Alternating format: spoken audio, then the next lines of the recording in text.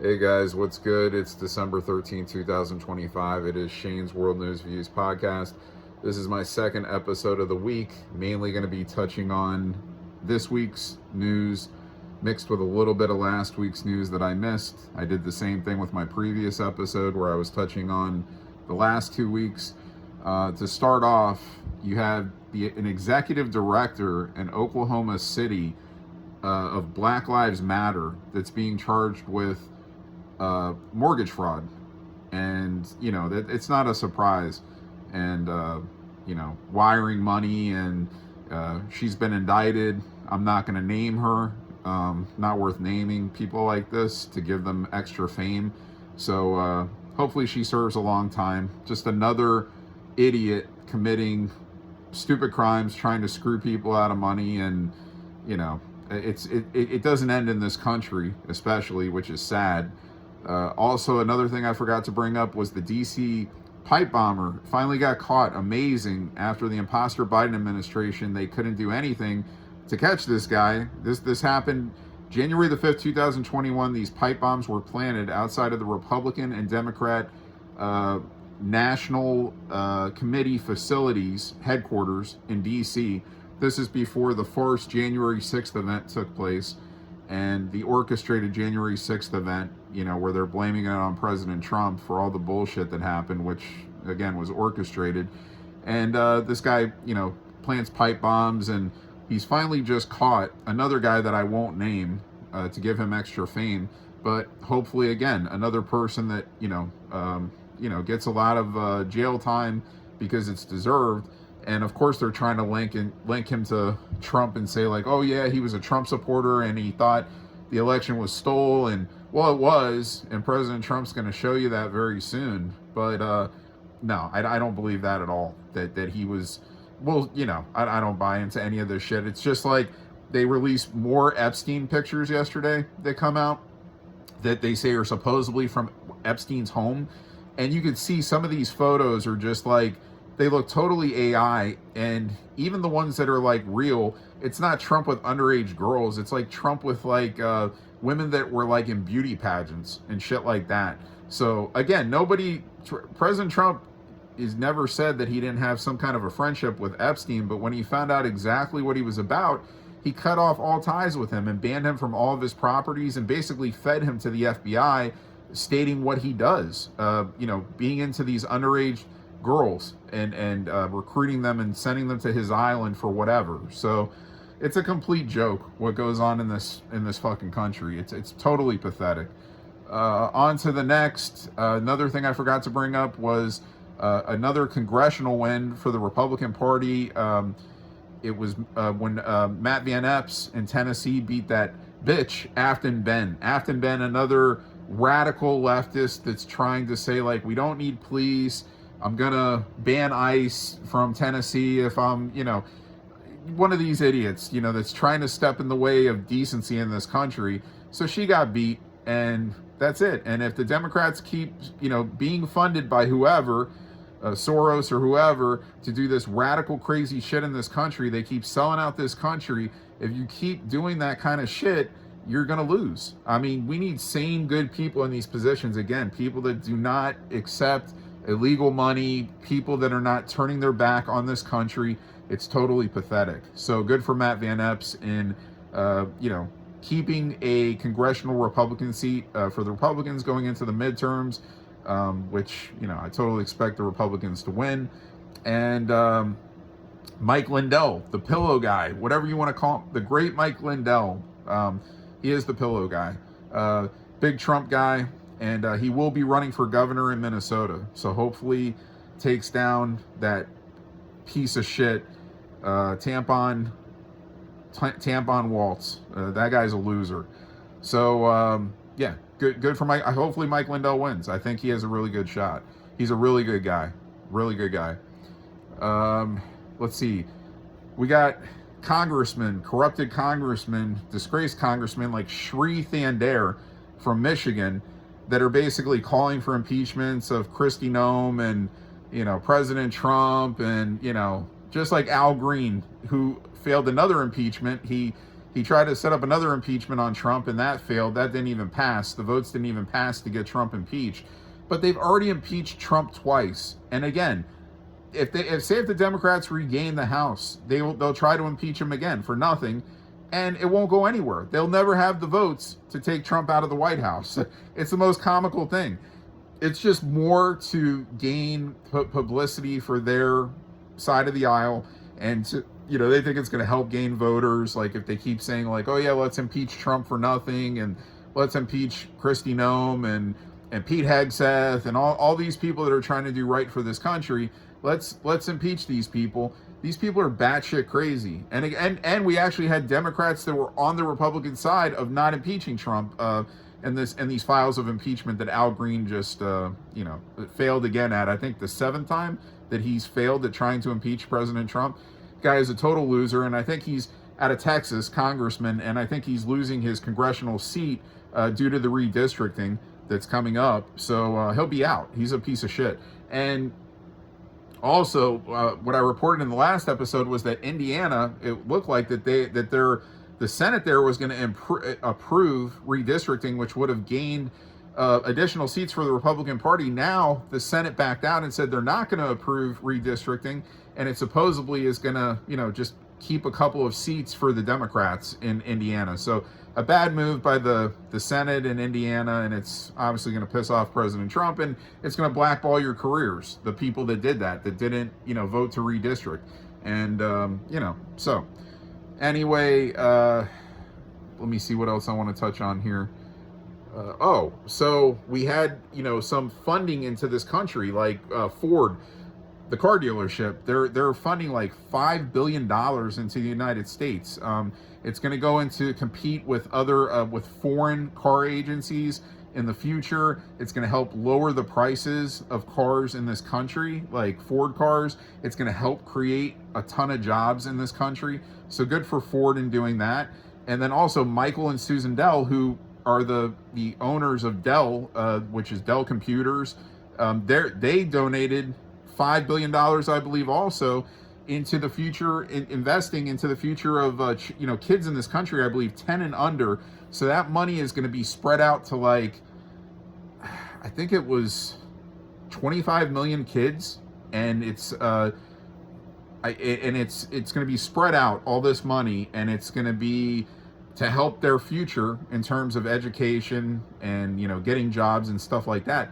That's like one of the most generous things that you can do, like donating billions of dollars into this country just to help gain more jobs, the betterment of the future for kids, when they're, for their education and for getting jobs and stuff like that.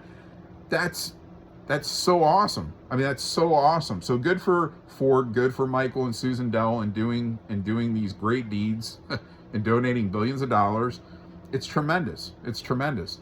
President Trump the other day, he had the United States Olympic hockey team from 1980 that defeated Russia. They call it the Miracle on Ice because the United States was never expected to win that game. Like, they never had a chance, but they did.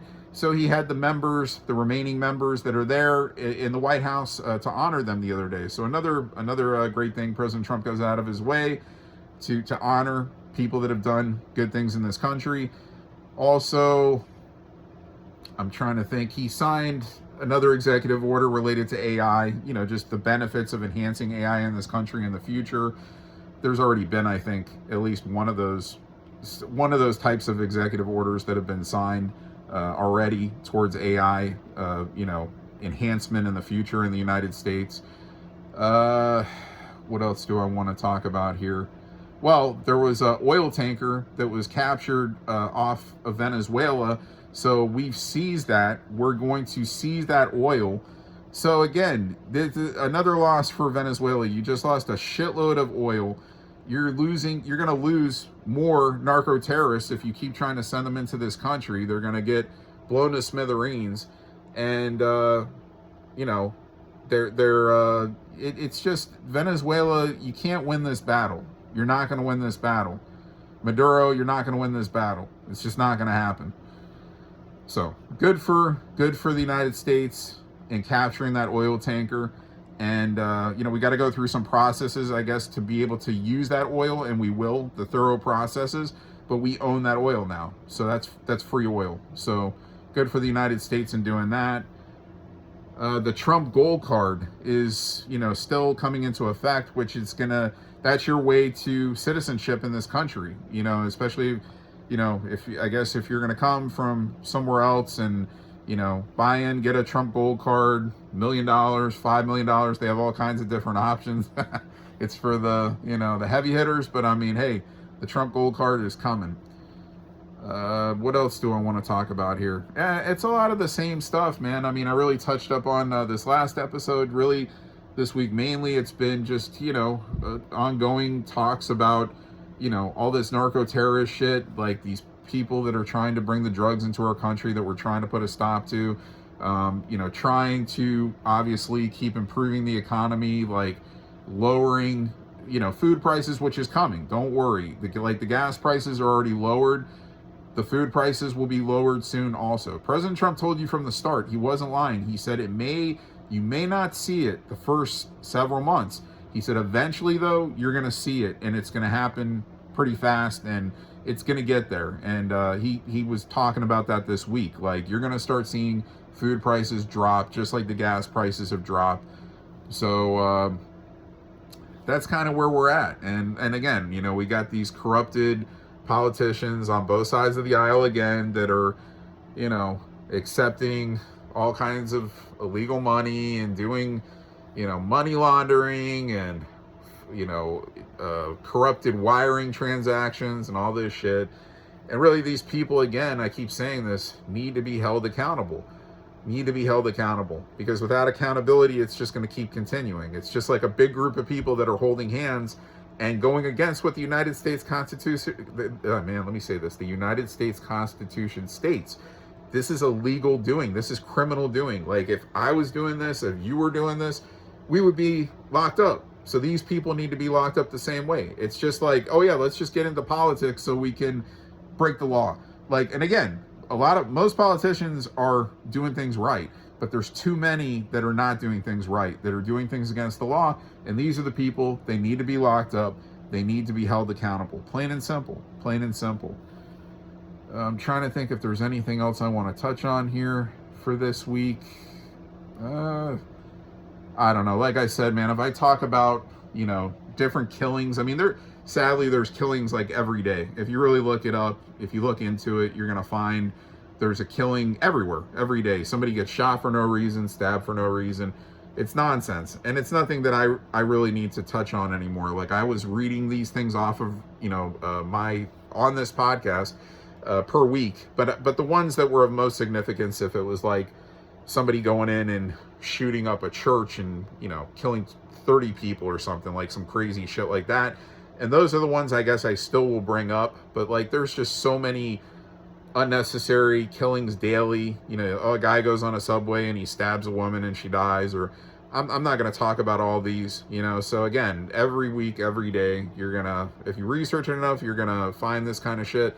And I don't really want to touch on that every time. It's not needed. It's unfortunate. And again, it needs to stop, but it's easy to say. We're going to always have crazy people and, that do bad things. And that's just the way life is. It's the way it was made, and it's unfortunate. Trying to think what else I want to touch on here. That's it. Got the midterms coming up. President Trump's going to keep, doing rallies, and hyping up the midterms in favor of the Republican Party. I don't think President Trump's coming to Palm Beach this weekend. I think he's going to I'll have more on it on the next episode. He was going somewhere this weekend to one of these games that's coming, that's happening, maybe today. But I forgot. I gotta get back to you on that. But yeah, he didn't come to Palm Beach last weekend because they had the Kennedy honors going on in DC. He's not here this weekend. I'm sure next weekend, especially Christmas, he'll be here. Probably like that whole week he'll be down here. So maybe another reason why he's hanging around DC. He knows he's going to be taking a break, and probably into the New Year's too. He'll definitely be down here at Mar-a-Lago. Trying to think of anything else I want to touch up on. Trump and Elon Musk, like I said the last episode, I don't think there was ever really the rift that people thought, I think they were almost playing games with the media, making you think that they were going at each other's throats, and in reality, they were just playing a game. Like, I don't think there's ever been real dissension there between the two, but they're both getting along really good now. Of course, still Russia, Ukraine, nothing solved in terms of that war, because Zelensky and the corrupted Ukrainians, it's like they don't want it to end, okay? And then the media, the fake news media says, oh, it's Putin that doesn't want it to end. No, it's those losers that don't want it to end, unfortunately, and they're getting more and more of the Ukrainian people killed. Another thing I could touch on, and this has been going on for weeks, Candace Owens, coming out and saying, reporting on Charlie Kirk and saying that, she feels that, like, Turning Point has something to do with it, that they're in the know. And, I don't believe Tyler Robinson killed Charlie Kirk. And again, this idiot was in court the other day with, like, a smirk on his face. And, like, I think the judge said that they're going to allow video cameras into the courts during this trial, so that, so we can see what's going on. I don't think he shot him. I think somebody else did.